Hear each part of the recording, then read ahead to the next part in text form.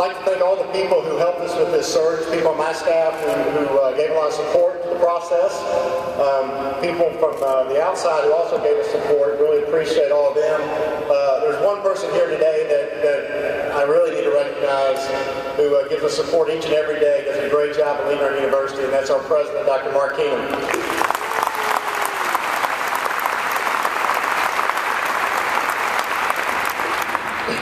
The last couple of weeks, we conducted an exhaustive and diligent search to find Mississippi State's next men's basketball coach. As you know, when we begin a search, there's 4 traits that we look for, 4 qualities that we focus on: work ethic, competitive intensity, intelligence, and the ability to sell Mississippi State to both recruits and the fans. Other people may look at labels: head coach, assistant coach, big school, small school, black, white. We don't pay attention to that. We think those 4 traits, work ethic, competitiveness, intelligence, that ability to sell, that charisma, we think that that's a proven record for us of finding people who have those qualities. Those people end up being pretty successful. We've had a lot of success with that here recently in our athletic department, finding people who have those qualities. I'm excited today because in Rick Ray, we have a man who has those traits, and others make him qualified to lead our program. He has a strong pedigree with experience at various levels. He began his coaching career in Division II, worked his way up through some successful mid-major programs, and has spent the last several years at Purdue and at Clemson, 2 high-major programs who have had consistent appearances in the NCAA tournament. Rick is ready to be a head coach. Highly intelligent, organized, he has a vision for leading a program and a skill set that will enable him to build off the success our program has enjoyed in the past. In short, he has that it factor that all successful coaches have. From a basketball standpoint, Rick has a great feel for the game, both in individual instruction and in understanding the X's and O's. His ability to communicate to and connect with young people enable him to develop strong relationships with both players and prospective recruits. Speaking of recruits, Rick understands recruiting at a high level, having helped Purdue and Clemson recruit top-notch talent to their campuses. He understands that recruiting is constant. He understands the importance of getting young men on our campus as often as possible. He understands how to communicate a vision of helping young men reach their goals, and he understands how to mold a unit, a collection of young men into a unit that can compete in the Southeastern Conference and win. The goal of MSU Athletics, you've heard me say it before, is to create great experiences for our student athletes, our coaches, our staff, our student body, our fans and alumni. Rick Ray is going to help us create great experiences in the sport of men's basketball. Ladies and gentlemen, I hope you'll join me in welcoming our new men's head basketball coach, Rick Ray.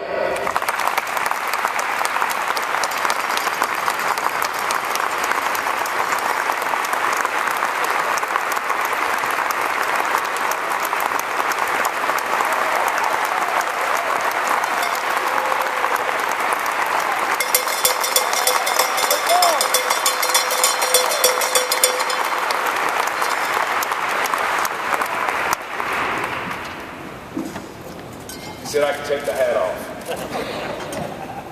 I don't know if I did that right. We worked on that for about 30 minutes yesterday about ringing that cowbell, so hopefully I got it down right. I'm really excited to be here. Coaching basketball is what I've been doing for my entire life. It's the only thing I know. I got a degree in applied mathematics and never used it. I'm really ecstatic about being here at Mississippi State. Just to tell you a little bit about the journey here, I met with Dr. Keenum, and I first of all want to thank Scott and Dr. Keenum for the opportunity here. It's a fantastic opportunity. I'm really looking forward to it. We're going to attack it here in full force. But I want to thank those guys. It's a little bit of a journey getting here. After meeting with both Dr. Keenum and Scott in New Orleans and deciding that they wanted to name me the new head men's basketball coach here at Mississippi State, I quickly gathered up, went to the room, and I shouldn't say I gathered up, my wife gathered up our clothes and things and packed it up, and we got on the flight, went back to Clemson, picked up my son Deacon. And I tell you how nice of a person I am, I even brought along my mother-in-law. Most people don't get along with their mother-in-law, but I do. So I tell you what, I got the best coach's wife there is. She really understands it. Brianna does a terrific job with Deacon. She supports me, and she really is, as far as like putting my best foot forward and my better half. I'm really delightful to be with, and you guys will enjoy her a great deal. So I'm really pleased about that as well. But we got on the flight after backing up some things at Clemson and grabbing our son and coming here to Starkville. And we were supposed to keep this quiet. We were supposed to be quiet. By the time I landed in Clemson, I had 867 emails and 347 text messages and I can't remember how many Twitter hits. So my phone came on. I told my wife, I think the words leaked out. But that's fine and that's good because, I like fans are excited. I like anticipation about what's going to happen with the program. And I think it's a great thing for this community, the excitement that's happening at this point in time. I got up this morning, they brought me over some breakfast, and got that, and then I went over for a photo shoot. And I didn't know the photo shoot would be with Bully, the Bulldog. So me and Bully got acquainted, took some pictures. His pictures turned out a lot better than mine. We couldn't find a good sign for me, but it went well. The people here have been so great and so hospitable so far. I meet so many people. I apologize if I don't get all the names right, but I'm getting hit with a whole bunch of different names at different times. But just believe me, I'll remember it, and I will get it down pat, and we'll move forward from there. The one thing I want to talk about here, first of all, is I want to give special recognition to Coach Stansberry. Coach Stansberry did an unbelievable job of building this program and laying down a foundation. It's something obviously we want to build on, but I'm looking forward to working with the guys that he has recruited, that he has in the program, that he's got coming into the program. And I want to make sure that I acknowledge him for the job that he's done here, and I'm looking forward to moving on and trying to build on the foundation that he put down. So I wanted to make sure I gave out special recognition to him. I'm definitely going to reach out to him. He's a guy that I can learn from. He's won. He knows the ins and outs of Mississippi basketball, and I think it'd be foolish on my part if I don't be remiss in not recognizing him and using him as a resource. So I just wanted to make sure I recognize him. I'm extremely excited about this opportunity. One thing I want to talk about a little bit is just my background. I don't know if you guys know the name of Royce Waltman. Royce Waltman was the head basketball coach at Indiana State. He was an assistant at Indiana, worked for legendary coach Bob Knight. And you don't work 5 years for Bob Knight and learn a lot about basketball. You learn a lot what to do, working for Bob Knight, and you also learn what not to do, working for Bob Knight. So it was a pleasure to work for Royce Waltman. Unbelievable guy. He's probably forgotten more basketball than I'll ever learn in my life. Just an unbelievable X and O guy, and more importantly, has taught me how to do things the right way. I don't know if you know much about Indiana State basketball, but it's a tough job. It's in the lower part as far as like the Missouri Valley Conference, as far as budgets and resources and things like that. But we went in there, we got that thing turned around. They hadn't had any success there since Larry Bird back in 1979. We were fortunate enough to get that thing rolling. We went to back-to-back NCAA tournaments and won 2 Missouri Valley Conference championships. If you don't know much about mid-major basketball, especially in that day, it's very difficult to get to the NCAA tournament. And more importantly, very difficult to go back-to-back. So we got that thing rolling, and then I moved on to Northern Illinois. I worked for a man by the name of Rob Judson. Rob Judson is a very neat guy. He has never worked in the coaching profession outside of the state of Illinois. We all know as far as like this coaching business, you jump around a little bit, but he's a legend in the state of Illinois. Worked for him for 2 years. What we did there for that point in time was Northern Illinois never won a MAC championship in their whole tenure there. We went in there, we won the MAC championship, and then I moved on to Purdue. Matt Painter is probably the best up-and-coming young coach in America. He's done an unbelievable job at Purdue. He is a guy that knows basketball, knows how to recruit, knows how to run a program. And being up underneath him, I saw how to do things. I saw how to do things the right way.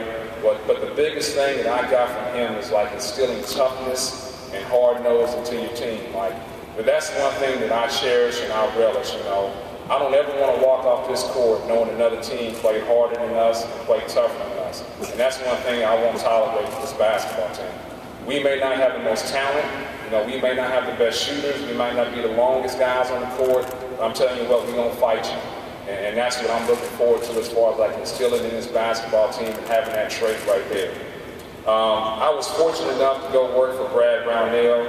He named me associate head coach at Clemson. And it was really good for me because I wanted to get a different demographic as far as like recruiting. It opened up to the South to me as far as having a different experience and getting out and trying to put my staple in recruiting someplace else rather than the Midwest. And I don't know if you know much about Clemson basketball because when you hear Clemson, everybody automatically thinks, football. But at that point in time when we were there at Clemson, we went to 4 straight NCAA tournaments.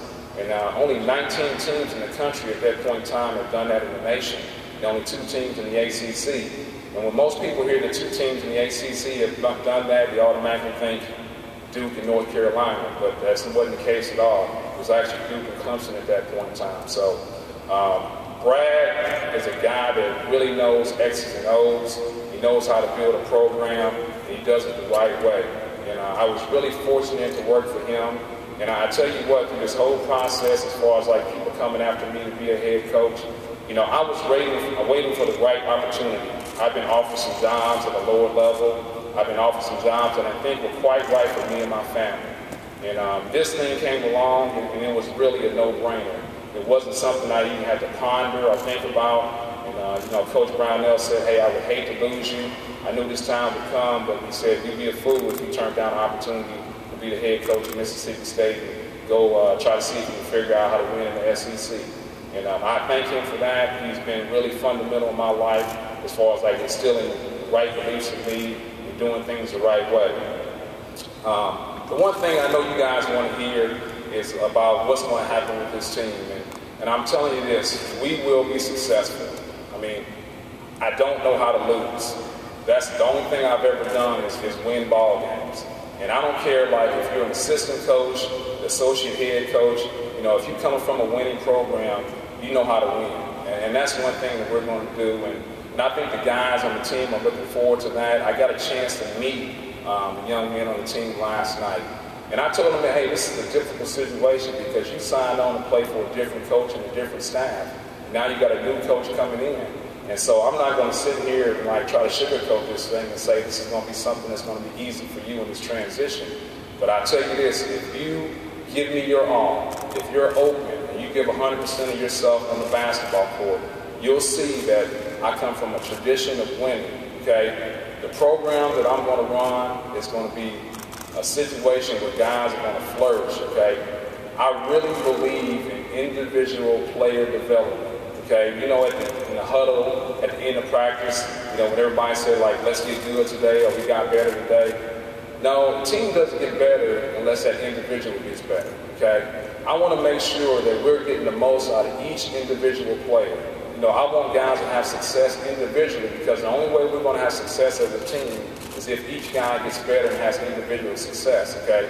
I want Rodney Hood to be a guy that commands double teams. I want the other team to be focused on him so he can make other guys better, okay? When we get the ball in the post, I want a guy to be good enough that they have to double him so we open up other opportunities for other guys. I spend an inordinate amount of time on individual player development, okay? We all have egos as a coach, all right? We all want to be X and O guys. And I can tell you this, when we sit down on that clipboard and we're Xing and O'ing, with that marker, who's going to win? I can tell you who's going to win. It's the last guy with the pen.